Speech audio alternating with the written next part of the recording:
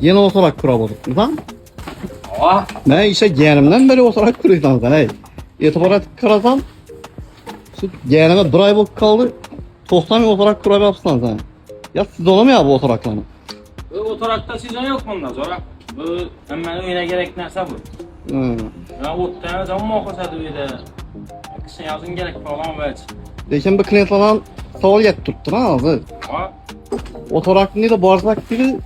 Bizi bakasımını 550 bin son, 500 bin son vermesi bir yılda baytada başka yerde dükkançılar idi. Lekin bizden dükkanda mesela 700 bin son dükkan var, 750 iken var. Farkı ne olan? Farkı var mı olan? farkı var sonra çöp satıcı arzan versine kımmat satacak olan. Bu iş halkına aldasa girer. Ben biraz çünkü sana oturaklı bak 550 bin son var sonra 450 bin son var 400 bin son var her kıla var. En kımmatı işçisi 800 milyon falan sana da. Aa. Bunu adamlar satadi, arzan versine kağıttan az gına verin düzüştürüp verip kımmatırak satacak oldu. Mesela uyunda işletecek olsa arzanan boladı. Dım arzanan emas orta sarak 500 milyonlukını alaversinler. Dım 450-450'ye uçmasınlar. Bu yerden sen işçiden azap verip başlaydı da. Yanmıydı, partakları çöpsün adam boladı. Motor bir kişine bağına kim çöpme grup şey yazıyor. Orta sarak 500 milyonluk boladı sonra. Levuradan bırakla bakan kulara ne? Levurada Allah için en vişisine gidecek kopmaz ona senin 850 milyon. Eğer yok ben özümü üyüm levişemem ben. Ama orta sarak vaz gerek. Dım kımmat emez, dım arzan emez. Dese 700 milyon motor akıp sonra. Şu nereden azar özünde mesela 3000-4000 metre yeri var. Uyunu melleki mesela yorumda iki kovalasa şu yaksarakın asab oladı. Motor sıdak veredi. Onu sen eline çüntüremeyen köp adam çüntürmez onu geledin.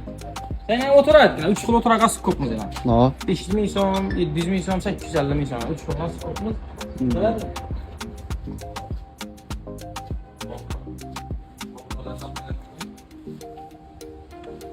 Evet, yine hiç oturak gizli porşunu da mı? Yine 44'e 5 düşürsen. 44'e 5 den gizli porşunu. İlk kette motorun işi bu. Şimdi sen karar. Üçün sene 40'a 5. Motorundan farkı boladı. Motorundan farkı boladı. Onu çok adam aytmadı, bilmedi. Satılan köpsünü özən bilmedi. Doğru oturak mı oturak pula qımmatken o yaxşı oxşudda boladı. Onu aram tərəfdən mövcud arzan vəzli qımmat vergəndilər.